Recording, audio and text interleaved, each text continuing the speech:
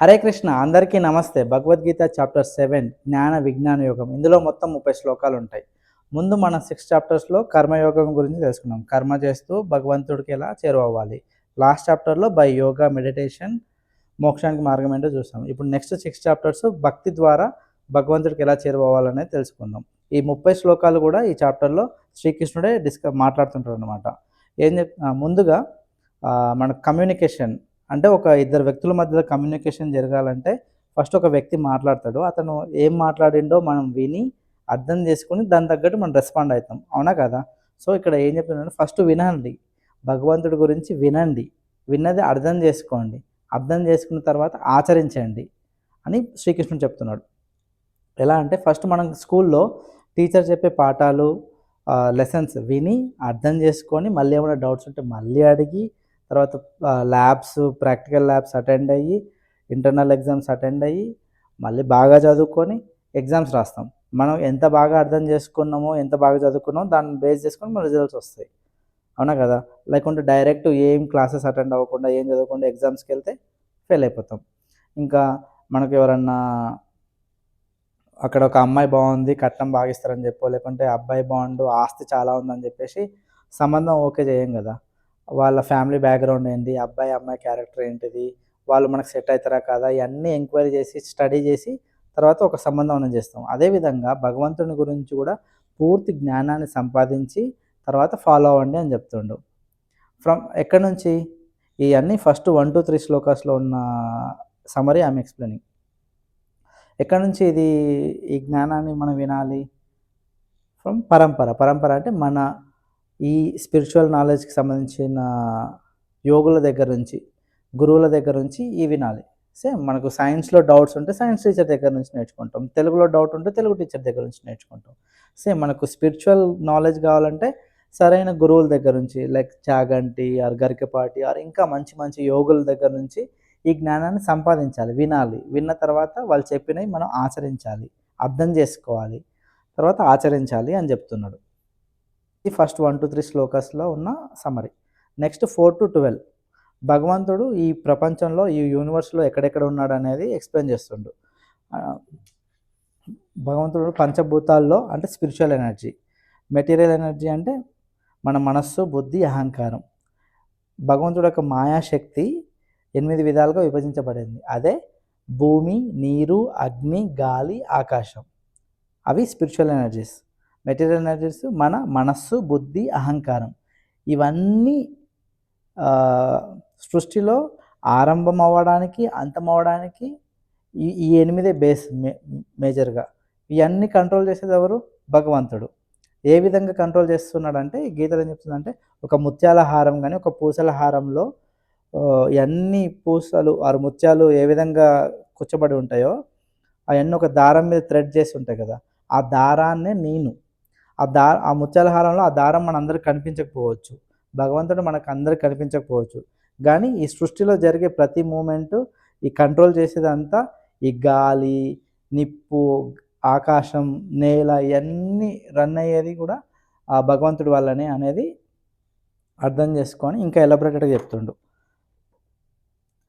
నీటిలో రుచిగా, సూర్యచంద్రుల్లోని కాంతిగా, సర్వవేదాలలో ఓంకారంగా, ఆకాశంలో శబ్దంగా, నరులలో పురుషుడిగా, నేలలోని సిగంధం, నిప్పులోని తేజస్సు, సర్వభూతాల్లోని ఆయుష్, తపోధనస్సులోని తపస్సు నేనే. సమస్త జీవులకు మూల కారణం నేనే. బుద్ధిమంతుల్లోని బుద్ధి, తేజవంతుల్లోని తేజస్సు, సర్వప్రాణుల్లోని ధర్మవిరుద్ధం కాని కామాన్ని నేనే. సత్వరజ తామసిక భావనలన్నీ నా వల్లే కలుగుతున్నాయి అనేది తెలుసుకో అర్జున అనేది శ్రీకృష్ణుడు ఎక్స్ప్లెయిన్ చేస్తుండే. చాలా ఎలాబరేటెడ్గా ఎక్స్ప్లెయిన్ చేసిండు వీటన్నిటి గురించి, గాలి నీరు వీటన్నిటి గురించి. సింపుల్గా అర్థం అవడానికి ఒకే ఎగ్జాంపుల్ చెప్తా. మనకు దేవుడు ప్రకృతి నుంచి వర్షాన్ని కురిపిస్తుండు. వర్షాన్ని కురిపించేవాడు బ్రహ్మ అంటే దేవుడు. వర్షం వల్ల మనకు ఏమవుతుంది? పంటలు పండించే రైతు మనకు దేవుడితో సమానం. పంటలు పండిస్తేనే కదా మనకు ధాన్యం వచ్చేది. పంటలు పండించే రైతు మనకు బ్రహ్మనే అంటే దేవుడే. పండిన పంటని మన నాన్న కష్టపడి ఆర్ మన హస్బెండ్ మీ హస్బెండ్ కష్టపడి జాబ్ చేసి డబ్బులు సంపాదించి ఆ డబ్బును తీసుకెళ్ళి అక్కడ కట్టి ధాన్యాన్ని ఇంటికి తీసుకొస్తాడు. ఆ ధాన్యాన్ని తీసుకొచ్చే మన పేరెంట్స్, మన ఫాదరు బ్రహ్మ అంటే దేవుడే. తీసుకొచ్చిన ధాన్యాన్ని వండిపెట్టే మన తల్లి బ్రహ్మనే. వండిపెట్టిన ఫుడ్డుని తినే మనము బ్రహ్మమే. తిన్న ఫుడ్డు మన బాడీలో డైజెస్ట్ అవుతుంది కదా, డైజెషన్ సిస్టమ్. ఆ డైజెస్ట్ అయ్యే ప్రాసెస్ కూడా బ్రహ్మమే. డైజెషన్ అయిన తర్వాత మన బాడీలో వచ్చే ఎనర్జీ ఆర్ శక్తి అది బ్రహ్మమే. సో ఈ నేచర్లో వచ్చే వర్షపు చుక్క నుంచి మన బాడీలో వచ్చే ఎనర్జీ వరకు అంతా ఆ భగవంతుడు సృష్టే అనేది ఒక ఎగ్జాంపుల్ చెప్పా. దీని గురించి చాలా ఎలాబరేటెడ్గా ఈ గాలి, నీరు, అగ్ని, సర్వభూతాల్లో ఉన్నాడనేది ఇక్కడ 4-12 శ్లోకాస్లో చాలా ఎలాబరేటెడ్గా ఎక్స్ప్లెయిన్ చేసిండు. You must read Gita and understand in better way. So next 13-9 శ్లోకాస్లో 19 శ్లోకాస్లో ఏం చెప్పిందంటే భగవంతుడిని నమ్మని వాళ్ళు 4 రకాలు, నమ్మే వాళ్ళు 4 రకాలుగా అని చెప్పిండు. నమ్మని వాళ్ళ గురించి ఇక్కడ డిస్కషన్ అవసరం లేదు. వాళ్ళని ఒక మాటతో వాళ్ళు అజ్ఞానులు అనొచ్చు, మూఢులు అనొచ్చు, ఆర్ కమ్యూనిజం భావజాలం ఉంటుంది చూసినా అలాంటి వాళ్ళు, ఆర్ మేమే మేధావులం, మేమే గొప్ప వాళ్ళం, భగవంతుడు లేడు, దేవుడు లేడు, ఏం లేడు అని ఉంటే వాళ్ళు ఉంటారు చూసినా వాళ్ళ గురించి చెప్పిండు అనమాట. సో వాళ్ళ గురించి ఇక్కడ డిస్కషన్ అవసరం లేదు. నమ్మే వాళ్ళు 4 కేటగిరీలు. దాని గురించి కూడా చాలా ఎలాబరేటెడ్గా చెప్పిండు. నాకు అర్థమైంది, సింపుల్గా ఎక్స్ప్లెయిన్ చేయాలనుకుంటుంది ఏంటంటే, ఫస్ట్ కేటగిరీ నాకు కష్టాలు ఉన్నాయి, నాకు అప్పులు ఉన్నాయి, నాకు బాధలు ఉన్నాయి, నాకు హెల్త్ ఇష్యూస్ ఉన్నాయి, కాపాడు స్వామి అని భగవంతుడి దగ్గరికి వెళ్ళే భక్తులు ఒక రకం. తర్వాత నాకు కష్టాలు ఉన్నాయి, నాకు అప్పులు ఉన్నాయి, నాకు ఆరోగ్య సమస్యలు ఉన్నాయి, బాధలు ఉన్నాయి, వీటన్నిటిని తట్టుకునే శక్తిని ప్రసాదించు స్వామి అని వేడుకునే భక్తులు ఇంకో రకం. తర్వాత అకేషనల్ భక్తులు ఉంటారు. వీళ్ళు ఎట్లా అంటే ఎగ్జామ్స్ రిజల్ట్స్ అప్పుడు, లేకుంటే పొజిషను, ప్రమోషను, శాలరీ ఇంక్రిమెంటు, లేకుంటే ఎలక్షన్స్లో రిజల్ట్ అప్పుడు, ఎమ్మెల్యే సీట్ కోసమో, లేకుంటే వాళ్ళకి అవసరం ఉన్నప్పుడు డబ్బులు కావాలన్నప్పుడు, పేరు కావాలన్నప్పుడు, ప్రతిష్టలు కావాలన్నప్పుడు, సక్సెస్ కావాలనుకున్నప్పుడే దేవుడు గుర్తుకొస్తాడు. అప్పుడే దేవుడా నాకు అది కావాలి, ఇది కావాలి, అది కావాలి, ఇది కావాలని కోరుకునే భక్తులు. ఇదో కేటగిరీ. లాస్ట్కి ఇంకో కేటగిరీ భగవంతుడి మీద పూర్తి ప్రేమతో, ప్యూర్ లవ్తో, ఎలాంటి కోరికలు లేకుండా నిష్కామంగా ఆర్ సెల్ఫ్లెస్గా చూసిన ప్యూర్ డివోటీగా వెళ్ళి భగవంతుని మొక్కేవాళ్ళు. ఇది లక్షల్లో కోట్లలో ఒక్కడో ఇద్దరు ఉంటారు తప్ప ఈ కలియుగంలో అట్లాంటి భక్తులు చాలా అరుదు అని ఇలా 4 కేటగిరీల భక్తుల గురించి చెప్పిండు. నువ్వు ఏ ఉద్దేశంతో భగవంతుని చేరినా నిన్ను ఎలాగైనా బ్లెస్ చేస్తాడు. కానీ భగవంతుడికి ఎవరిష్టం అంటే, నాకు ఈ నలుగురిలో నన్ను ప్రేమగా, నన్ను పూర్తి నమ్మకంతో, సెల్ఫ్లెస్గా ఎలాంటి కోరికలు, ఆశలు లేకుండా నా దగ్గరికి వచ్చి వేడుకునే భక్తులు అంటే నాకు ఇష్టం అని చెప్తుంది. ఇంకా ఎగ్జాంపుల్గా చెప్పాలంటే, ఇది మనకు కూడా చాలా రకాల ఫ్రెండ్స్ ఉంటారు. ఒకడు ఏ రకం అంటే ఎప్పుడు మనతోటే ఉంటాడు. ఎందుకు ఉంటాడంటే, వాడు సాయంత్రం అయితే మనకు కొంచెం మందు ఆపుతాడు, లేకుంటే అవసరానికి డబ్బులు ఇస్తాడు, అప్పిస్తాడు అని చెప్పేసి ఫ్రెండ్షిప్ చేసే రకం ఒక రకం ఫ్రెండ్స్ ఉంటారు. ఒకడేమో ఎప్పుడో సంవత్సరానికో 6 నెలలకు ఒకసారి వాడు కష్టం వచ్చినప్పుడే మనకు ఫోన్ చేస్తాడు. అరే ఎట్లున్నావురా, చాలా రోజులు అయింది కదా మాట్లాడి ఏదో మాటలు చెప్పి మన దగ్గర నుంచి ఏదో ఆశించి ఫోన్ చేస్తాడు చూసినా సంవత్సరానికి ఒకసారి. అట్లాంటి వాళ్ళు ఒక రకం ఫ్రెండ్స్. ఇంకొకరు మనం కష్టాల్లో ఉన్నా, నష్టాల్లో ఉన్నా, లాభాల్లో ఉన్నా మన దగ్గర నుంచి ఏం ఆశించరు, ప్యూర్ ఫ్రెండ్షిప్ చేస్తారు చూసినా. నిజమైన స్నేహితులు, నిజమైన బంధువులు ఉంటారు చూసినా, అట్లాంటి బంధువులు. మనకి ఈ ముగ్గురులో ఎవరంటే బాగా ఇష్టం? మనల్ని సిన్సియర్గా మనం ఎట్లాంటి సిచ్యువేషన్లో ఉన్నా మనతో తోడుండే బంధువులు, ఫ్రెండ్స్ అంటే మనకి ఇష్టం కదా. సేమ్ భగవంతుడు కూడా అదే చెప్తాడు. నన్నుగా పూర్తిగా నమ్మి నా మీద పూర్తి ప్రేమ భక్తులతో నా దగ్గరికి వచ్చే భక్తులు అంటే నాకు ఇష్టం. నాకు అందరూ సమానమే, వీళ్ళంటే కొంచెం ఎక్కువ ఇష్టం అని చెప్తుండు. అట్లా అంటే భక్తి అనేది నిష్కామంగా ఉండాలి. పైన 3 కేటగిరీ భక్తులు ఏంటంటే స్వార్థ భక్తులు ఆర్ సకామ భక్తులు అనొచ్చు. Last category are pure selfless లవ్తో ఉండే భక్తులు ఏంటంటే నిష్కామ భక్తులు, సెల్ఫ్లెస్ లవ్తో భగవంతుని చేరేవాళ్ళు. ఇక్కడ 19 శ్లోకం వరకు ఇది ఎక్స్ప్లెయిన్ చేసిండు. నెక్స్ట్ 20-30 లాస్ట్ ఈ 10 శ్లోకాస్లో డెమిగాడ్స్ అంటే చూసినా మన ఇంటి దేవుళ్ళు ఆర్ గ్రామ దేవతలు ఆర్ ఉంటాయి కదా చిన్న చిన్న దేవుళ్ళు, మనం పోతుంటాం కదా ఇంటి దగ్గర బోనాలు పండుగ అవి ఇవన్నీ చేస్తుంటాం చూసినా.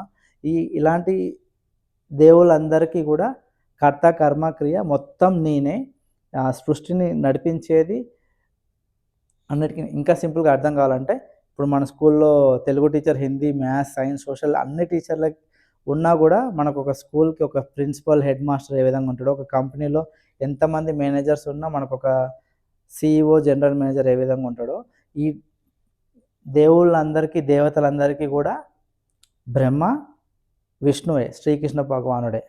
అందరికీ కంట్రోల్ చేసేది, నడిపించేది, అందరికీ పవర్స్ ఇచ్చేది అతనే, అథారిటీ. ఇంకా ఇక్కడ కొంతమంది మన దాంట్లో ఎట్లా అంటే పూర్తిగా శివుని నమ్మే వాళ్ళు ఉంటారు, పూర్తిగా విష్ణువుని నమ్మే వాళ్ళు ఉంటారు. అయితే ఇక్కడ ఈజీగా అర్థం అవ్వాలి ఏంటంటే ఇద్దరు ఒకటే, ఇద్దరు ఈక్వలే. విష్ణువు ఈక్వలే, శివుడు ఈక్వలే. విష్ణువులో ఫస్ట్ 3 లెటర్స్ VIS, విస్ ప్లస్ శివంలో లాస్ట్ 3 లెటర్స్ WAM, రెండు కలిపితే విశ్వం. ఈ విశ్వాన్ని మొత్తాన్ని నడిపేది కూడా విష్ణుడు, మహేశ్వరుడే. హరిహర మహాదేవ్ అంటుంది. హరి అంటే శ్రీకృష్ణుడు, హర అంటే శివుడు. వీళ్ళిద్దరూ ఈక్వలే. వీళ్ళిద్దరూ కలిస్తేనే కాయిన్కి బొమ్మ బొరుసు ఉన్నట్టు, వెదర్లో పగలు రాత్రి ఉన్నట్టు. పగలు రాత్రి అంటే ఇంకో ఎగ్జాంపుల్, మనం పొద్దున్నే కళ్ళు తెరిచినప్పటి నుంచి రాత్రి పడుకునే వరకు చేసే ప్రతి యాక్టివిటీ, ప్రతి మూమెంట్, ఎనీథింగ్, మనం తినడం, తాగడం, ఆఫీస్కి వెళ్ళడం, స్కూల్కి వెళ్ళడం, కాలేజ్కి వెళ్ళడం, చదవడం, ఫోన్ వాడడం, ఎంత ఎనర్జీ వాడుతున్నామో అదంతా మనకు శ్రీకృష్ణుడు ఇస్తున్న ఎనర్జీ. ఒక్కసారి మనం ఇంటికి వస్తాం చూసినామా, ఈవినింగ్ నైట్ వచ్చేసి తినేసి రెస్ట్ తీసుకుంటామా, పడుకున్న తర్వాత మన బాడీలో మళ్ళీ ఒక కొత్త ఎనర్జీ స్టార్ట్ అవుతుంది, కొత్త పవర్స్ వస్తాయి. ఆ పవర్స్ మనకి ఇచ్చేది శివుడు అనమాట. అర్థమైందా? శివుడు మనకు ఎనర్జీ ఇస్తుండు. మనకు శివుడు ఇచ్చిన ఎనర్జీని మనం పొద్దంతా కర్మ రూపంలో, యాక్టివిటీ రూపంలో మనం యాక్షన్ చేస్తున్నాం. ఆ యాక్టివిటీ చేపించేదంతా నడిపించేవాడు కృష్ణుడు, అది మనం నడవడానికి ఇచ్చే ఎనర్జీ శివుడు. సో ఇద్దరూ సమానమే. సమ్మరు వింటరు, పగలు రాత్రి, బొమ్మ బొరుసు, విష్ణు మహేశ్వరుడు, హరిహర. సో ఇద్దరూ మనకు ఈక్వలే. సో విష్ణు గొప్ప, శివుడు గొప్ప అనే టాపిక్ గురించి కూడా నేను మాట్లాడట్లేదు, ఎందుకంటే ఇది చాలా పెద్ద టాపిక్. విష్ణు నమ్మే వాళ్ళు ఉంటారు, శివుడిని నమ్మే వాళ్ళు ఉంటారు, బట్ మనకు అందరూ సమానమే దేవుళ్ళు. అది సో ఈ డెమిగాడ్స్ని కూడా రూల్ చేసేది, ఆర్ పవర్స్ ఇచ్చేది కూడా మనకు శ్రీకృష్ణ భగవానుడే అని చెప్పాడు. Hope I cover all the major points in chapter 7. ఇంకేదైనా మిస్ అయితే చెప్పడానికి చూస్తా. లాస్ట్కి జ్ఞానం అంటే, విజ్ఞానం అంటే ఏంటంటే, జ్ఞానం అంటే నాలెడ్జ్, తెలుసుకోవడం, అంటే తేనె తీయగా ఉంటుంది అని తెలుసుకోవడం జ్ఞానం. దాన్ని రుచి చూసి ఇది ఇంత స్వీట్నెస్తో ఉంటుంది, ఇది ఒక ఎసెన్స్, ఇది ఒక ఫ్లేవరు అనేది ఎక్స్పీరియన్స్ చేయడం అని విజ్ఞానం. సో భగవంతుడి గురించి వినడం జ్ఞానం, విన్నది మనం ఎక్స్పీరియన్స్ చేయడం విజ్ఞానం. జ్ఞానం విజ్ఞానానికి ఇంకా ఎగ్జాంపుల్ ఏంటంటే, అరే నువ్వు ఈ పలానా పని చేస్తే మంచి వస్తుంది, చెడు చేస్తే చెడు వస్తుంది, అందుకే మంచి కర్మలు చేయరా, మంచిగా ఉండు, మంచిగా మాట్లాడు, మంచి చేయి, భగవంతుడు అనేవాడు ఉన్నాడు, నువ్వు ఏదైనా తప్పు పని చేసినా, పాపం పని చేసినా మళ్ళీ కర్మ నీకు తిరిగి వస్తుందిరా, కర్మ నిన్ను వదలదు, ఒకరోజు అటో ఇటో అయినా కర్మని ఫేస్ చేయాల్సిందే అంటే ఎవ్వడు వినడు.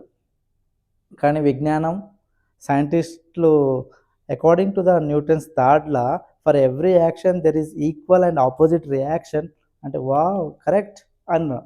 సో న్యూటన్స్ థర్డ్ లా చెప్పింది, భగవద్గీతలో శ్రీకృష్ణుడు చెప్పింది రెండు సేమే. మన ధర్మంలో ఉన్నది, సైన్స్లో ఉన్నది కూడా సేమే.